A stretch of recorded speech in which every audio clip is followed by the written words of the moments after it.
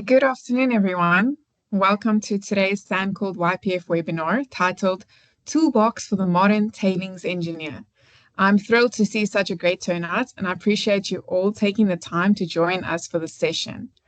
As we continue to face the challenges of managing mine waste responsibly, it's crucial that we equip ourselves with the latest knowledge and tools to ensure that our practices are both safe and sustainable. Tailings management is not just about technical precision, it's about safeguarding our environment and communities while supporting the mining industry's essential role in our economy. Today, we have with us one of the experts in the field, Mr. Richard Mallory. Richard is the director of Tailings Geotechnical Consulting, where he applies his extensive background in hydrology and specialized expertise in geotechnical engineering to the sustainable management of mine waste. His passion lies in designing tailings storage facilities that are not only safe and efficient, but also uphold the highest standard of environmental stewardship and community well-being. Richard's work is a testament to the idea that engineering solutions should serve both technical excellence and the greater good. His insights today will undoubtedly provide valuable guidance for all of us as we strive to advance our practices and make meaningful contributions to the field of tailings engineering. Before we begin, I'd like to go over a few house rules to ensure that the session runs smoothly. This session is being recorded and will be made available to all registered participants after the event. Your videos and microphones are disabled throughout the presentation to minimize background noise, but we will have a questions and answer session at the end of the presentation. So if you have any questions during the chat, you're welcome, during the webinar, you're welcome to type them in the chat feature, and I will also give an opportunity to raise hands at the end. Thank you so much, Richard, for sharing your expertise with us today. The floor is yours.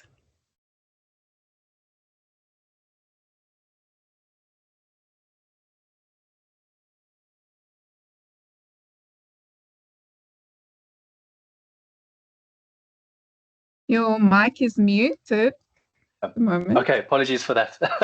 Thank you very much for that introduction, Ashley. And just for the purpose of this presentation, I'm going to just keep my camera off, and hopefully I don't have any more disturbances from my cat. So yeah, without further ado, I'm going to turn my camera off. I'm going to share my screen. Thank you. All right, and thank you very much again for that introduction. And good afternoon, everybody. My name is Richard Mallory, and thank you to SANCOLD YPF for hosting me today. My topic for today is, or should I say, my webinar is titled "The Toolbox for the Modern Tailings Engineer." And this analogy of a toolbox, I reference a lecturer of mine at university, is Professor Heyman. And I really enjoyed the analogy he would use every time he would teach us a new skill or a new part of geotechnical engineering. And he would always say, that's another tool for your toolbox. And I think that's something I've always carried with me. And I enjoy that analogy. So without further ado, the intention of this webinar is to provide a fairly broad overview of what tailings are and how we deal with them. And just moving on to the contents. So yes, what tailings are and how we deal with them. We'll look at the life cycle of a tailings dam, touch on something which I'm just going to call the toolbox talk, where I talk about all the tools and skills which are very useful to us. And finally, I'll give thanks and open the floor to some more questions, but I know you have also got that under control on your side there.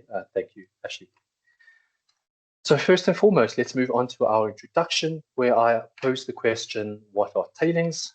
How much tailings material do we produce? What do we do with tailings? How do we retain tailings? And what does a tailings dam look like? Finally, why do we need tailings engineers? So as the first question went, what are tailings? Well, I asked Google that very question, and the definition it gave to me was for tailing. It tells me that the new plural for the word is tailings, and the first definition it gives me is the residue of something, especially ore. Using that in a sentence, tailings from the mine may contaminate local waterways. So we really have a bit of a bad rep for tailings. The second definition I wasn't really expecting, the action of cutting the stalks or ends of fruit and vegetables, and used in a sentence, the green beans only needed topping and tailing. So we're not talking about that kind of tailing. So I thought maybe let's look for a bit more of a professional definition for tailings, and Collins gave that to me. Waste left over certain processes, such as from an ore crushing plant or milling grain.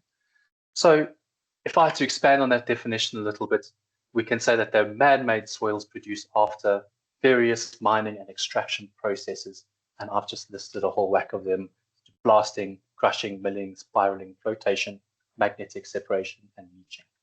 So potentially by the end product, you have something that has been highly influenced by mechanical and chemical means. So moving on, how much tailings do we produce? So this is a really cool graphic. I cannot vouch exactly for its accuracy, but there's this estimate there that perhaps a cube that's 6 kilometers by 6 kilometers by 6 kilometers wide can host the world, all the tailings that's been produced in the world so far, with an astronomical volume and tonnage. And this is a really cool picture I like, because it compares it this as New York City below. And just a bit of context, something that's 6 kilometers tall, the highest mountain in the world is Mount Everest, which stands at 8,848 meters. So it's a big chunk of earth that we've pulled out of the ground and stuck on top of the ground. And I just wanted to use a bit of an example. So this is a mineral resource estimate that I got off of a local miner's website. And they have estimated their mineral resource at around 402 megatons. And they've listed their grade concentrations at between 6 and 7, let's say, grams per ton. So doing a little bit of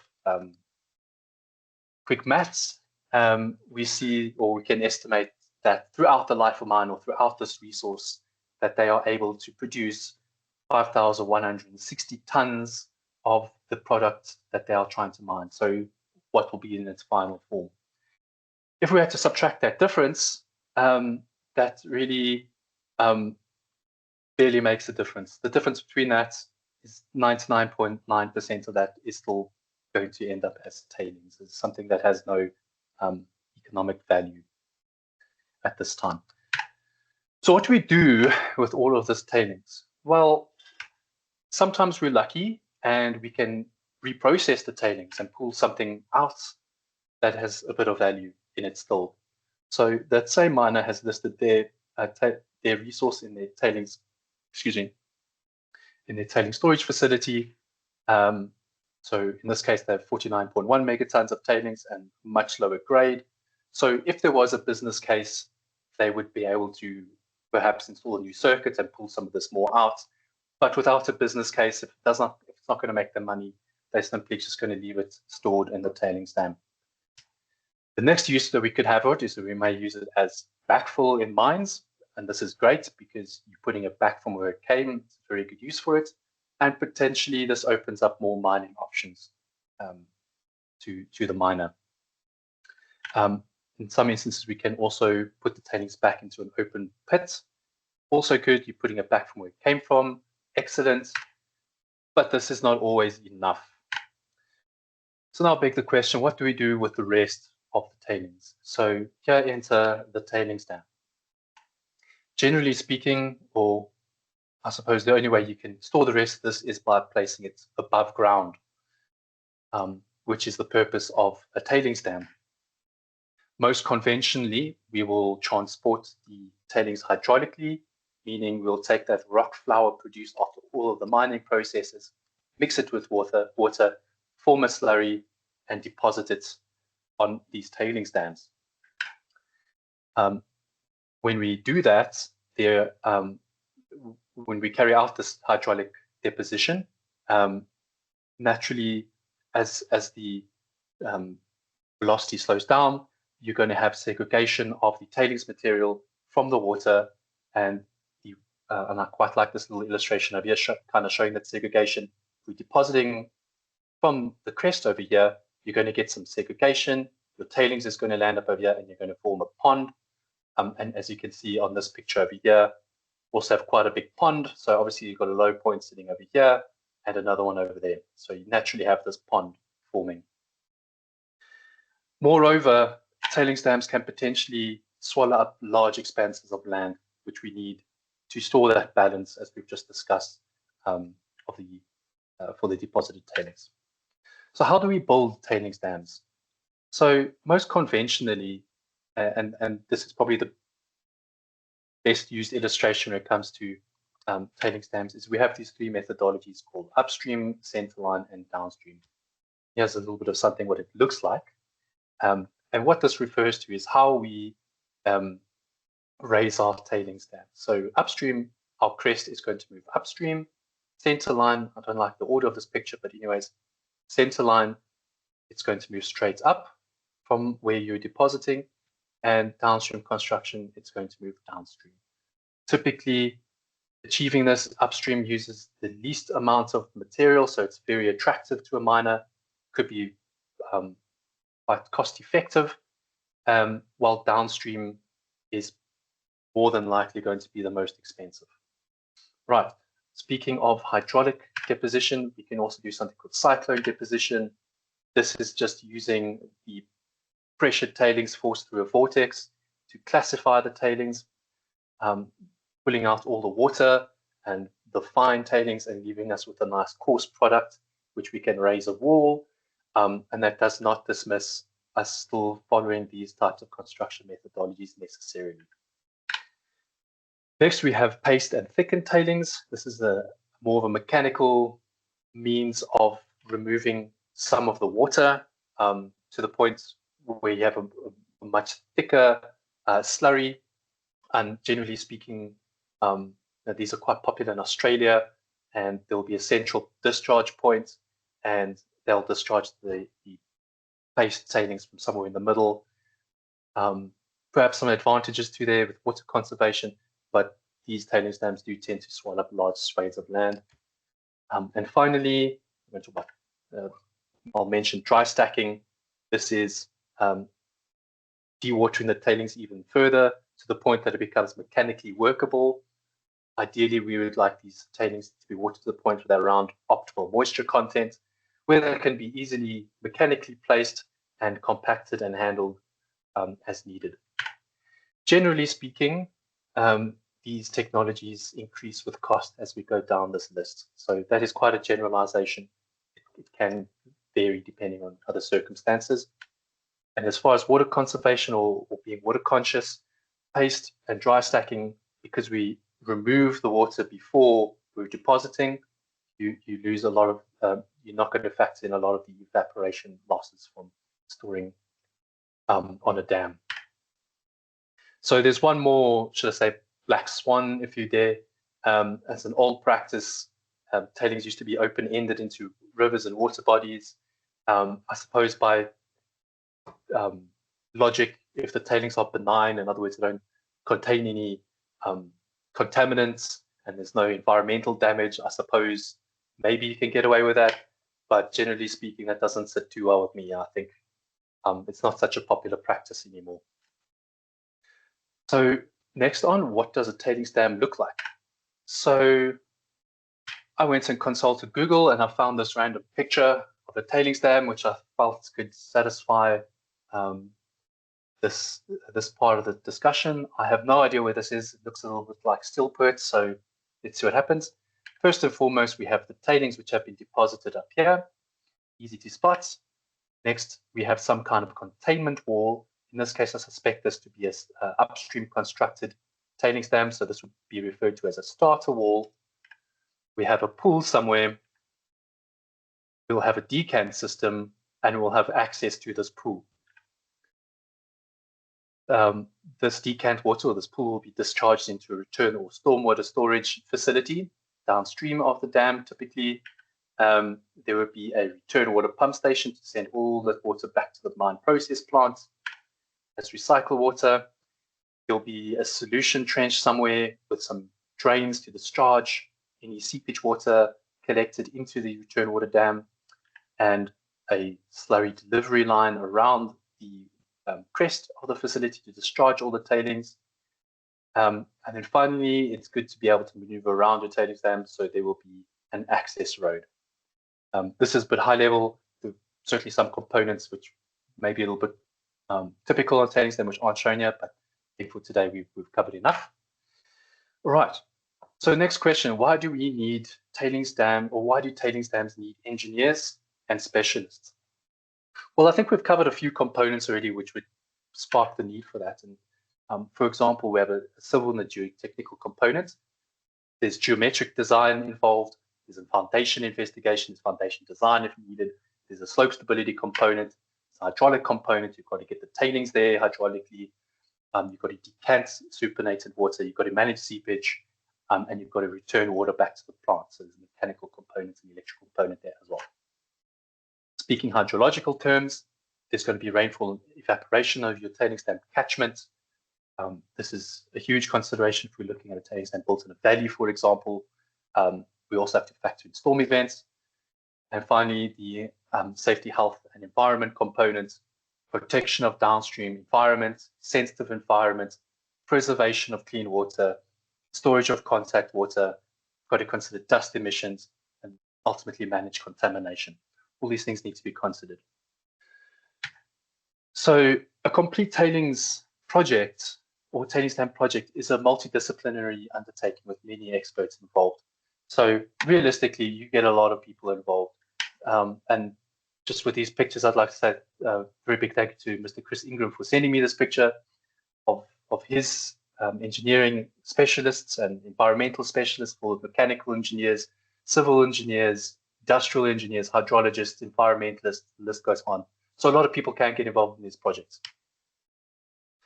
Okay, now looking at tailings dam life cycle, moving on to a tailings dam life cycle. I'll be discussing the site selection process and the conceptual design, feasibility design, detailed design and execution, operation, maintenance, and surveillance, and finally closure.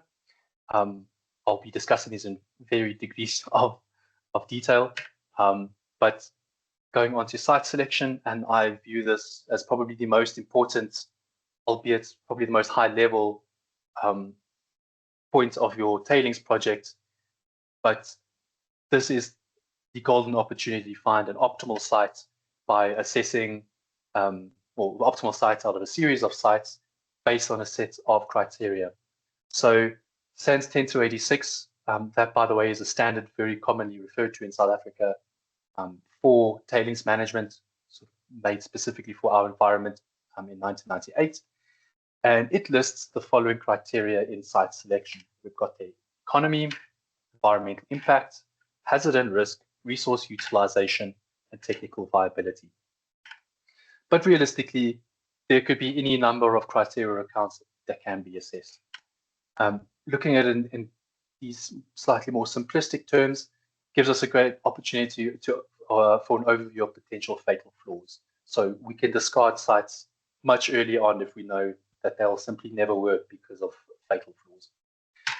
The idea is to keep site selection as objective as possible using multiple accounts analysis. And to my reckoning, this is probably the most accepted or followed principle in tailings site selection. So what does that entail?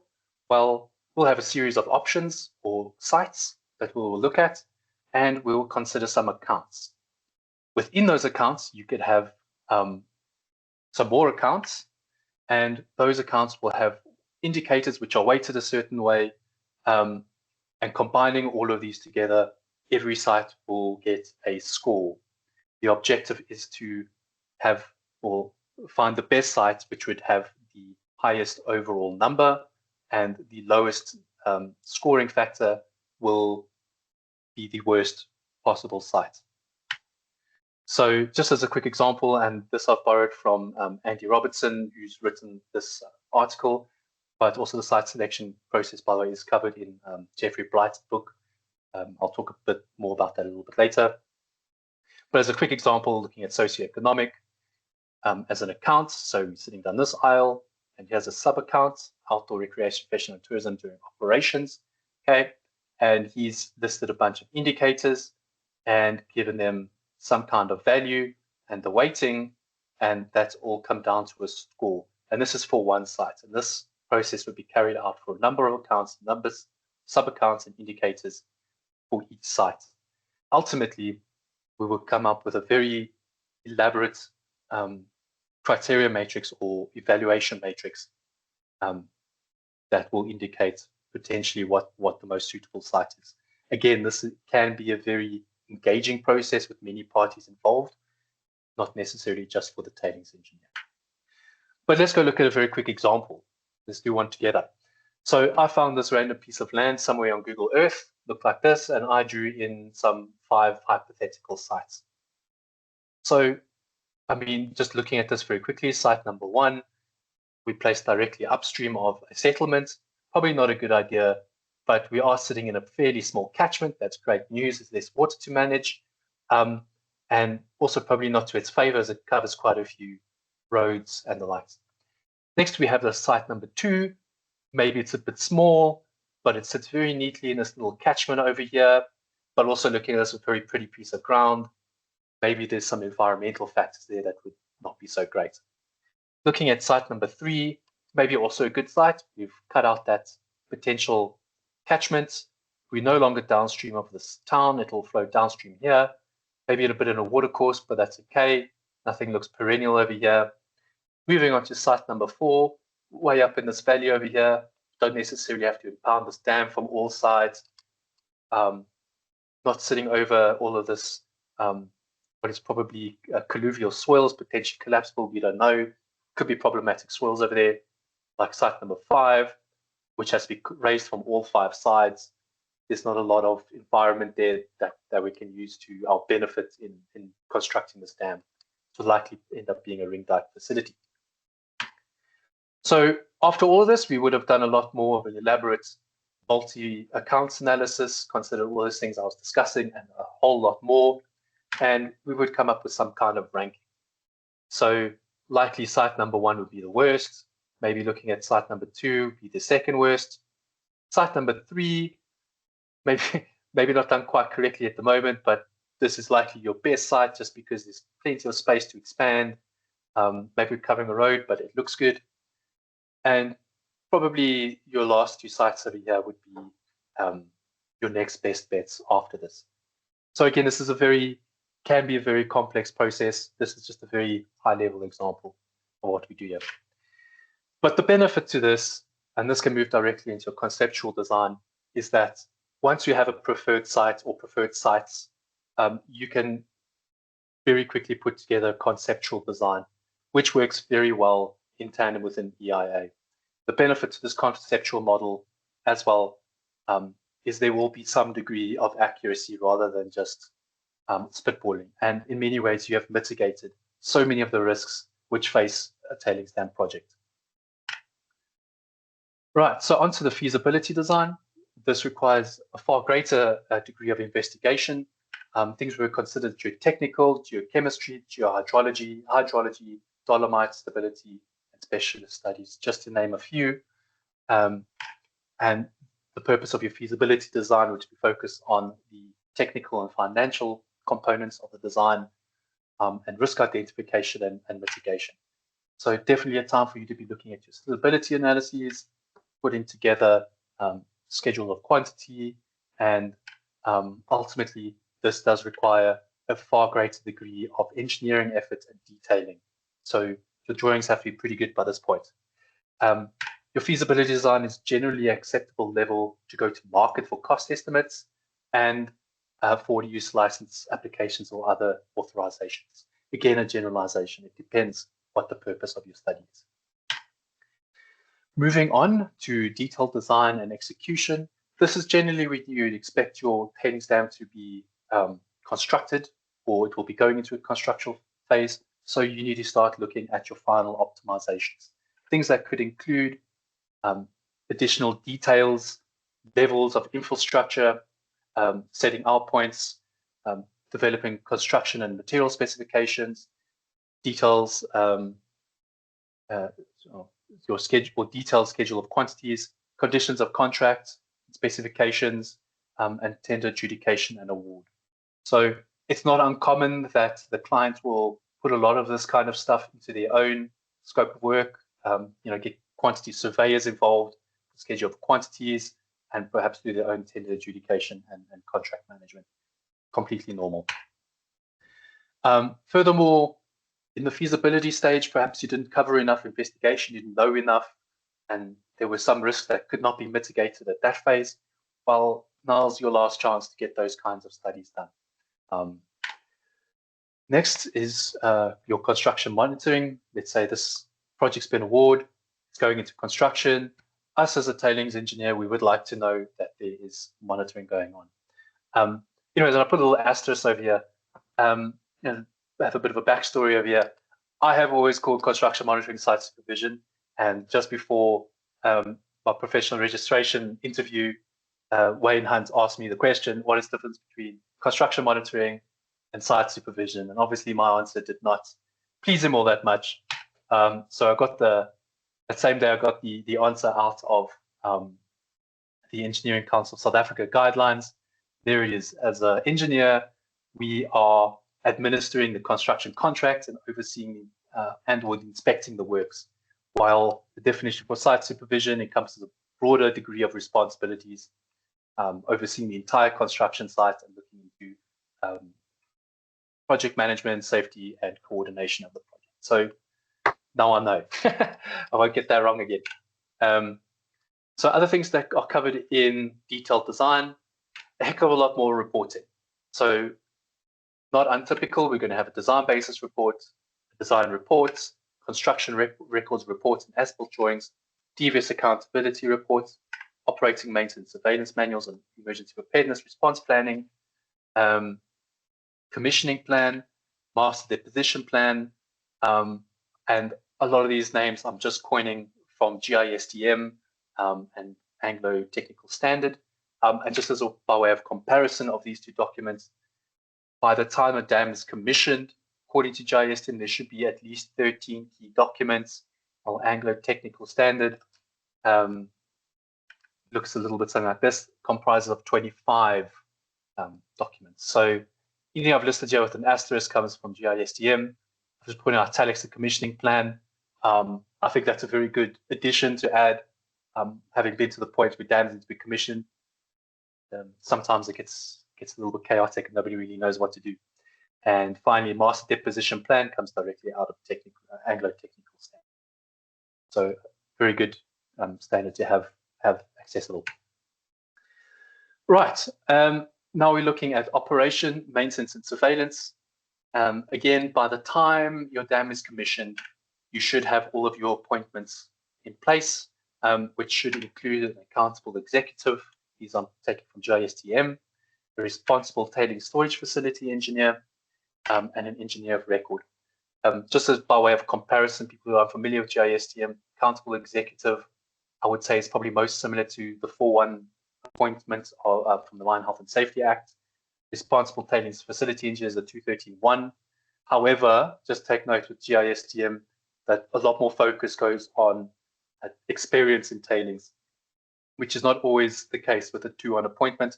That could be a metallurgist, or they could be a mechanical engineer, not necessarily focused on tailings. So there is that caveat.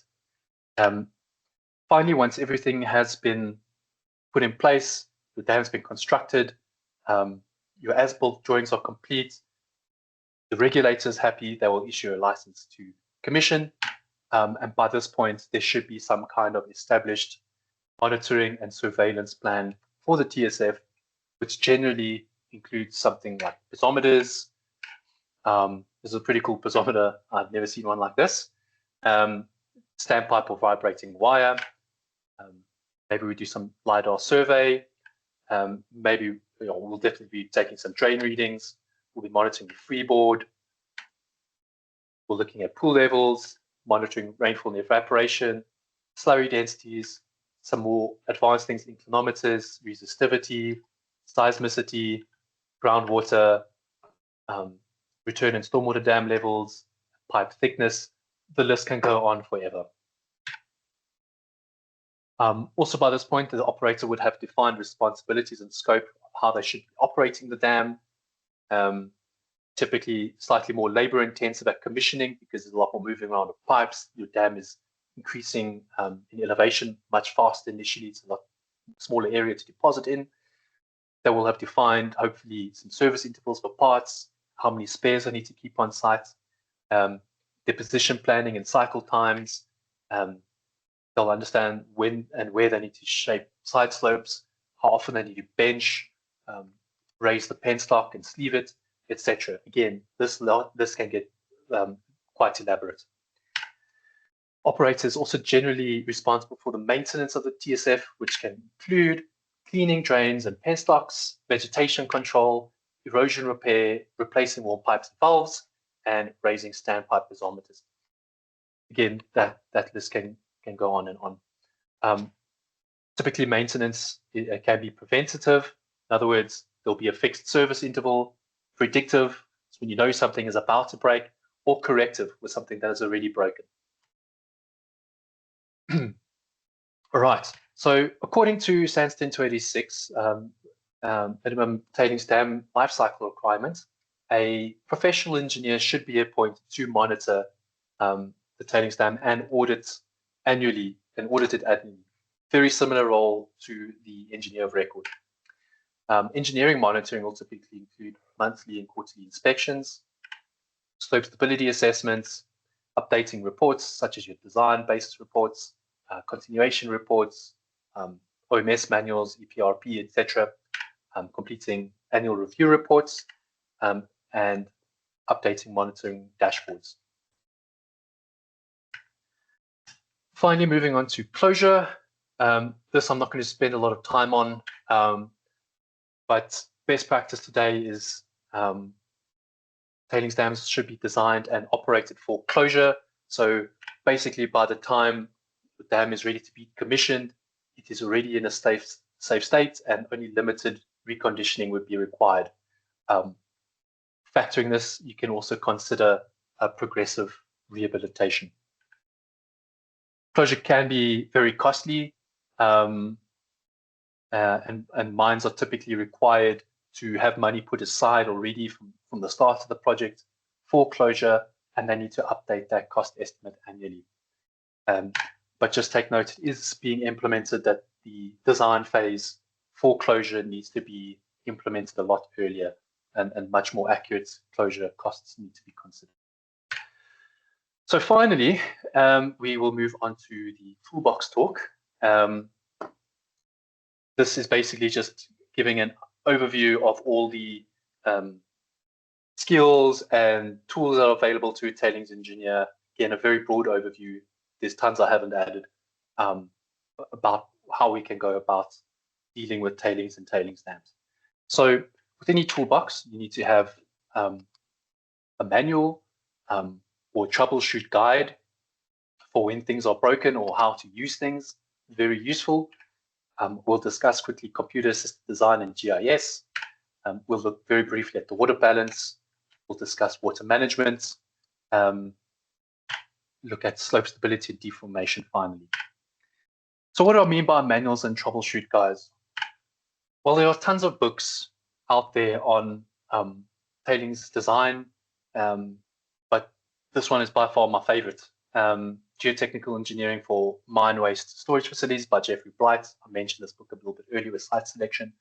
This is a very detailed book for anybody that's interested in tailings design and management. It is all encompassing. What I'm trying to slot in a couple of minutes here, this is very, very well put together and covers almost every aspect of tailings design that we look at today, albeit obviously some practices have advanced since then. Next up, we have the industry standard or the global industry standard for tailings management by the ICMM, and that comes with a couple of its own additional or good practice guides and conformance protocols to help those who need to align with GIS and guides them on how to go about it. In the Canadian Dam Association has also been very active here in producing, or should say Canada in general, through the Canadian Dam Association and the Mining Association of Canada. So really good things to look at as a dam safety guideline 2000 edition. It was revised in 2013. There's a very useful bulletin on tailings dam breach assessments and a guideline on how to apply the dam safety guidelines of 2007. And finally, by the Mining Association of Canada, a guide to the management of tailings storage facilities. And also a very useful one is SANCOLD. And of course, not to discredit any local standards, SANS 10286, still a fantastic guideline, very robust, is currently being updated. But in many ways, I think that that document is ahead of its time. I'm not even going into local regulations over here. So this is basically just guidelines and standards that are out there to help us. So moving on to CAD and GIS, these are very powerful tools that are useful to us. We need to consider things like terrain modeling and manipulation, deposition modeling of tailings dams, tailings dam breach assessments and hydraulic modeling, geometric modeling and design, volumetric analysis, and finally mapping. And mapping, I think, is maybe the unsung hero. Ultimately, we all need to present the work that we produce. So having a good work of geoinformation services is very beneficial to you. Next up is the water balance. The purpose of a water balance is to quantify the inflow and outflow of water and potentially salts into and out of a tailings dam. So very simplistically, how I've just worded it is, it looks something like that. Water in, tailings dam, water out. However, there are some caveats over here, is that there are quite a few sources of water that can come in and quite a few sources that can come out. Moreover, there is a lot of variability to this. So as much as I watered down this, your typical process flow diagram often comes out looking something like this. So maybe I'm being a little bit cheeky. This is a site-wide water balance, but just focusing on the tailings dam over here, there's 2 return water dams. There's some slurry deposition happening in the south pit. There's water coming in from the plant. There's all kinds of inflows and outflows. So even if we have to narrow this process flow diagram just down to the tailings dam components, it can get very complicated. But this is a very powerful tool to estimate how much water can be recycled and put back into your water balance as recycled water, and how much of it needs to be stored. So going back to the variability, rainfall is definitely one of them. Here's a plot of rainfall from a rainfall station somewhere, and you can see it's all over the place. Evaporation would be one. Slurry density, so these are some charts of a monitoring program showing production of tailings, which is another one. So how much tailings got delivered there varied a lot, and the density. What I mean by the density is how much water was added to the slurry to get it to the tailings dam. All of these affect your water balance. Climate as well, prolonged dry spell, excessive wet periods, pool size, catchment area, runoff, salt content, and as a bit of a swear word, we are getting to the point where we have to consider climate change in water balances, which I guess is fair because these facilities are there to last forever. So today, generally speaking, stochastic methods are the most accepted methodologies to account for variation in inputs. And we may rather look at presenting our water balance instead of 12 lines on a graph. We'll may present it in terms of probability of exceedance, especially when considering storage volumes and freeboard. Probably 2 of the most critical items when monitoring a tailings dam. We're very interested in preventing spillage of water and very interested in preventing overtopping, which is what happens when you run out of freeboard. So this is sort of what the output of a water balance looks like today, and we can define this in terms of probability.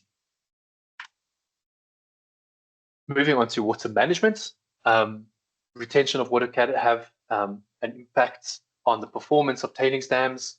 What I mean by that is the supernatant pond, for example, it's very influential in causing fluctuations in phreatic levels, and ideally you should be reducing its volume to try and prevent overtopping. So pool control is very, very, very important on a tailings dam. To add to that, there is also tailings contact water, which should be contained to prevent spillage, and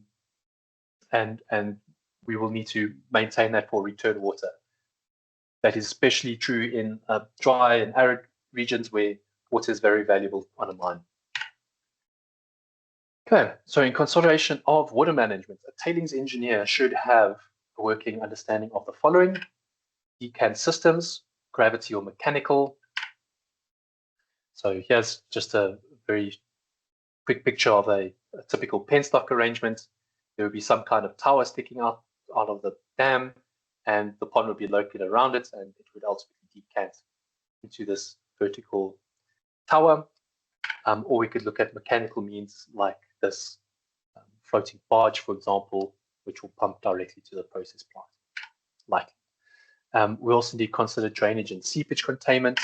So, I mean, here's a illustration of a tailings dam with a lot of drains on it. Typically, what a drain would look like. And also, we try to be environmentally conscious. Lining tailings dams with plastic is not uncommon. So that liner would probably sit somewhere under your drain, and we would have all of these drains to intercept water and try to keep the dam as safe as possible. There's also return and stormwater dams, clean water diversions, and spillways that we all need to have a good grasp and understanding of. Moving on to slope stability and deformation.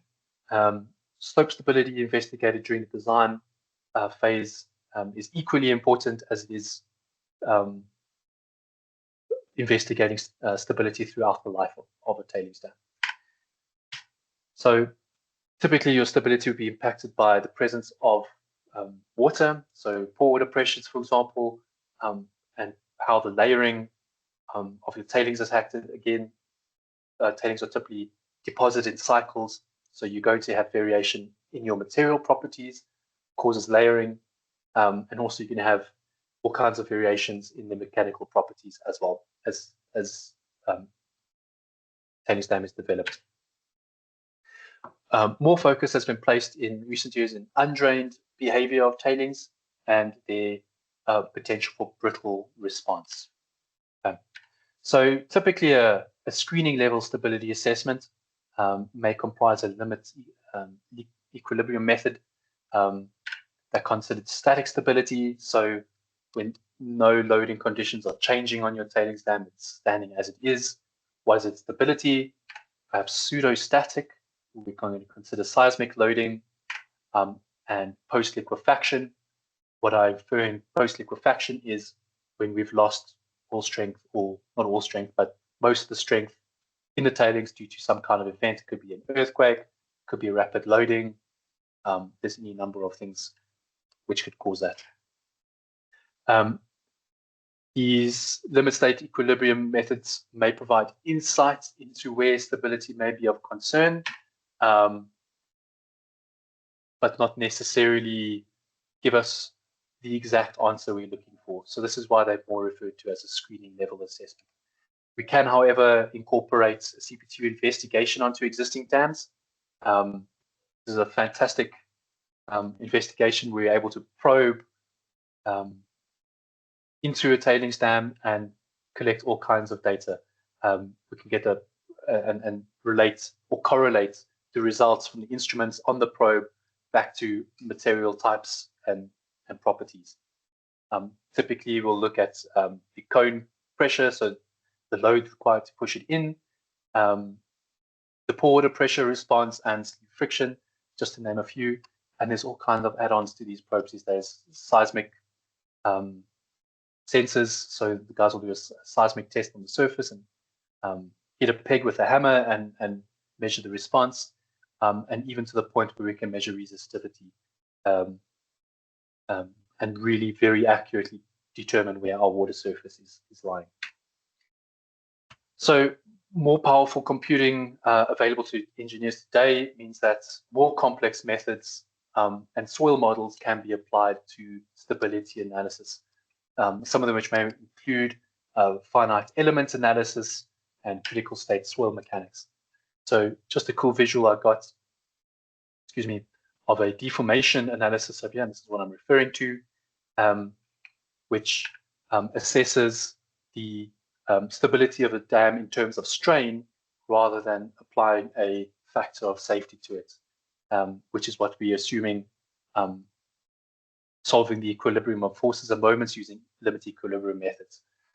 And again, critical state soil mechanics. I was really only introduced to this topic in, say, 2017, and since then it's become such a focus in tailings engineering. Again, what I'm saying is this is very quickly becoming a industry norm, and brittle behavior assessments, however, are labor intensive and require a great deal of data. So they are very costly assessments, but they are becoming more popular. So with that, thank you very much. Again, very broad overview, but I do hope that you could take something out of it, and I do open the floor up to questions. Thank you very much. Thank you so much, Richard. That was a very insightful presentation, and I think it really appealed to some of our student attendees, because I think a lot of this is not really covered in detail in their studies, and I know a lot of them have a project that they are working on with tailings dams. So thank you so much for that. Also, we have already 2 questions. Alan, they're quite long, and I don't know if I understand them correctly. Can I'm going to activate your mic, and then maybe you guys can have a discussion. So Alan, you can just unmute yourself and ask your questions. Thank you. Thanks very much. Hi, Richard. Hello. I happen to be on the EXA committee for APPs. And the question I usually ask, if you've got a brownfields TSF, which is still going, but the mine or the owner needs to extend at its base at that time in the overall planning, and if the TSF is a very old one, where we didn't have the current liner or geomembrane lining systems, and with underdrain, and your new one will have to obviously comply with that, have an geomembrane lining system with an underdraining system. Naturally, in the old one, you could drain outwards. Now, if you're extending from the base, that can't drain outwards, so you've got to looking in plan, drain left and right.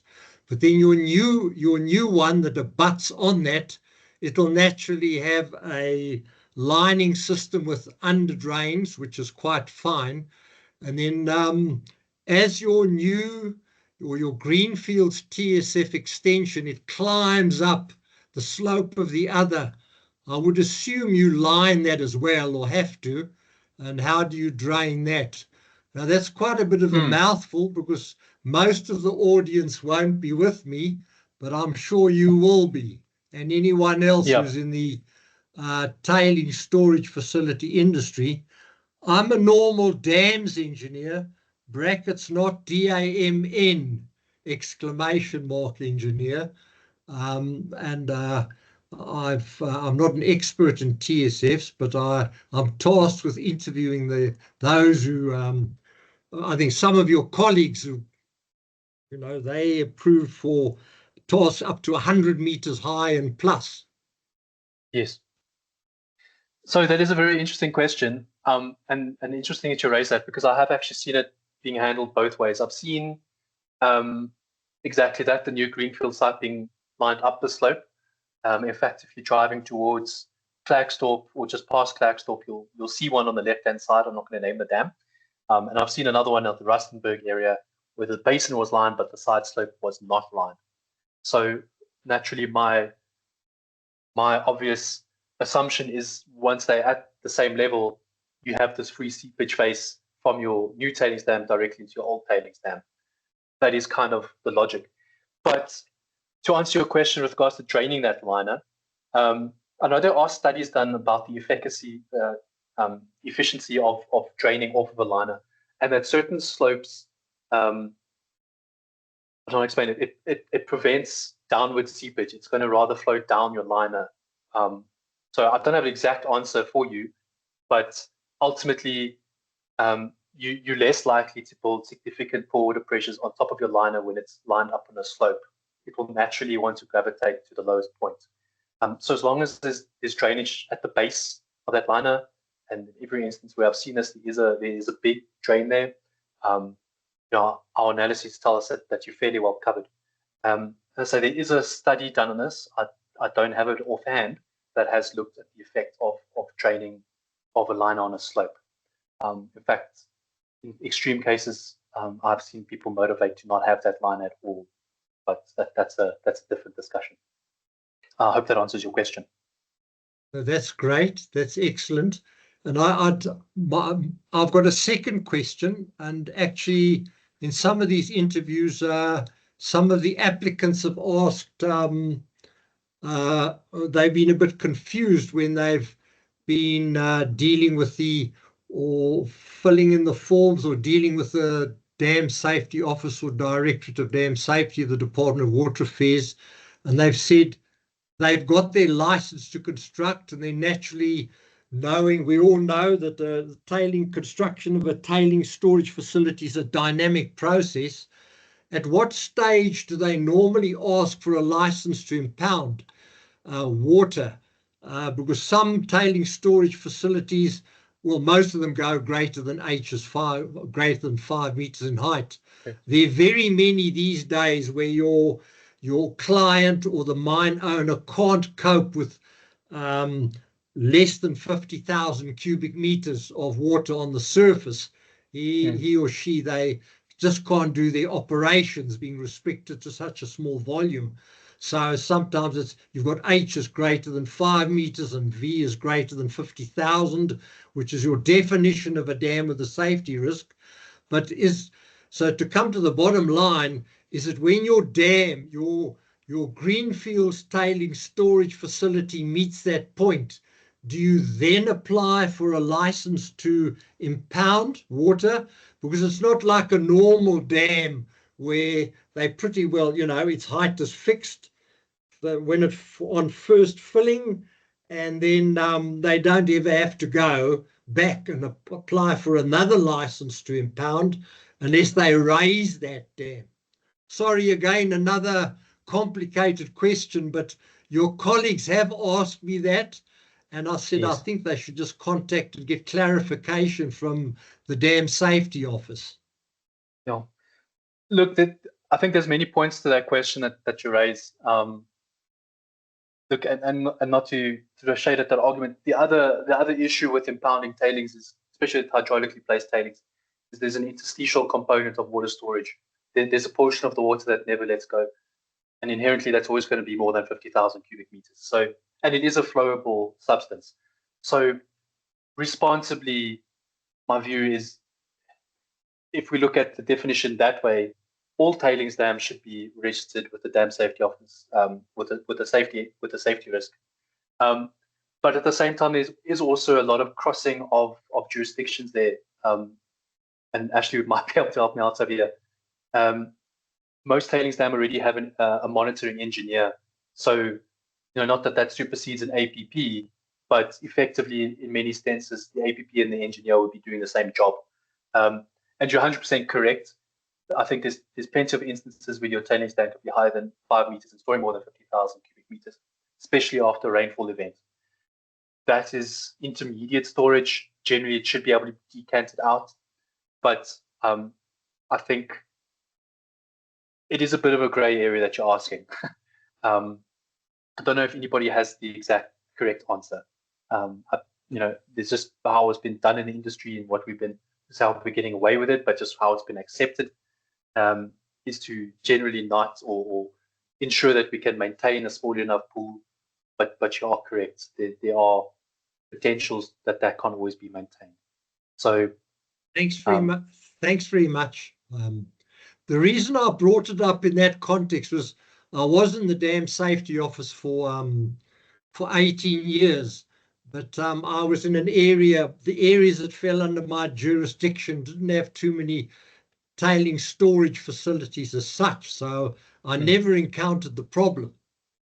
But to come back to the detail of a TSF, if I may expand, is when we wrote the new Water Act, there's actually a flaw in it, because a lot of dam safety, a lot of tailing storage facilities have, you know, didn't fall under the umbrella of that definition because it came to surface storage of water. And in many hundreds of cases, it was never 50,000 cubic meters.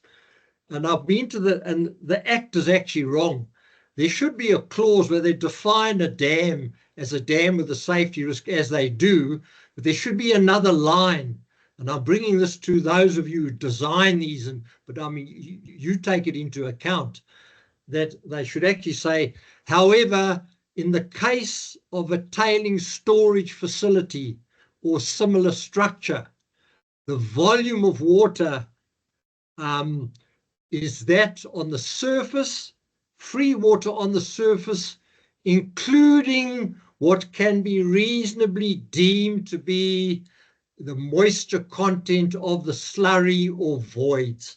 And then we won't have this we won't have the situation where many tailing storage facilities are falling out of our sample set that should be you know, that should be regulated. Okay, GIST must come in now, so that must probably addresses a lot of it. Thank you. Yep. Thank you, And Alan. I just think, just to expand on that as well, I think, you know, then we need to burden the dam safety office with a lot more tailings dams. And I think just, you know, ultimately we need a lot more APPs. Nothing wrong with that. You know, a bunch of paperwork and interviews. But yeah, I think at the moment, maybe we are a little bit stretched with accessibility to APPs. Thanks, Ashley. Sorry to be so verbose, but I needed to share with an expert in the TSF industry. Thank you, Alan. No problem. Okay, we have a few more questions in the chat, so I'm going to read your question out. If you would like to expand on it, please just raise your hand and I will activate your mic. So our first question is from Quanele. He's asking, is there a formula that can be used to determine the amount of drainage water from the TSF? And secondly, is there minimum pipe sizes or guidelines that one can use or follow to determine the size of the under drainage pipes in TSFs? Okay, so generally monitoring the drains is not an issue. We can measure the flow simply by recording how quickly you can fill up a known void. That's what the operators will do, is they'll time how long it takes to fill up a certain bucket. They'll do that once a week and we'll tell you those flows. We'll get a good indication of how much water is coming out of your tailings dam. Computationally, you could use finite element analysis if you understand all of the soil parameters. You could get a good understanding of how much seepage you could expect. Probably not the most accurate way, but yeah, that's how that goes. And as far as capacity-wise, I would say it's not too far off of your standard hydraulic design for pipes. You're going to have some kind of inflow around your pipes. I didn't go into the guts of a drain, but it is a perforated pipe. It's essentially a void. It's a free flowing orifice. It will collect water as it seeps through. So if you put all those tools together, you can, with some accuracy, work out how much water you could expect coming out of your drains. But also understand it's a very variable equation. What is going to come out of your drain is very dependent on what's happening in your tailings dam. So it's environmental. How much rainfall are we getting? Are we depositing in this area a little bit more than usual? Yeah, so there's a couple of things you got to consider. Thank you. Cornelia, if that answers your question, or doesn't, please raise your hand. Yeah, otherwise, thank you. Then we have Mark. He's saying, "Hi, Richard.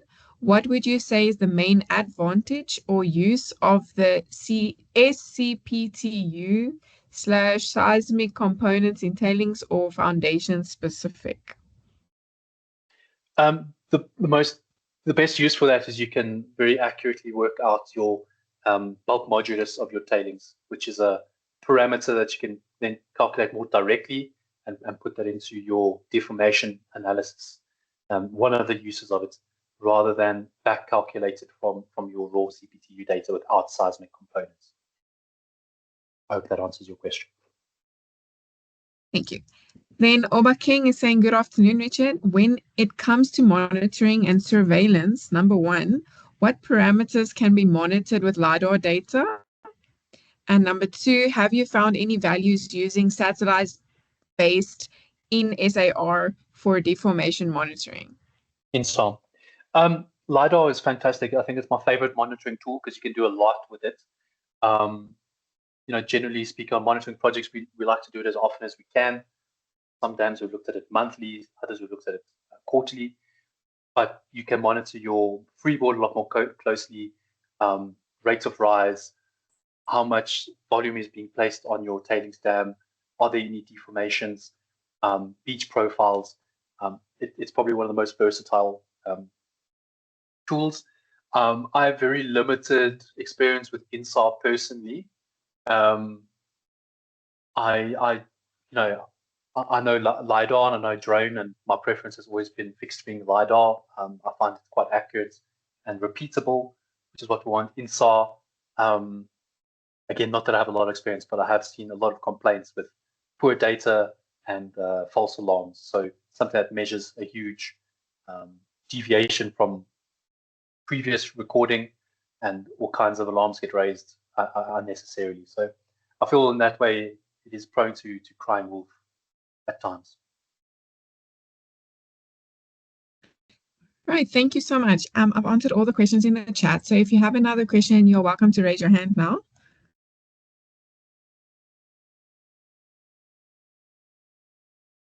Okay, I think that's it. Thank you so much, Richard, for sharing and for your time. We really appreciate it. And for everyone who attended,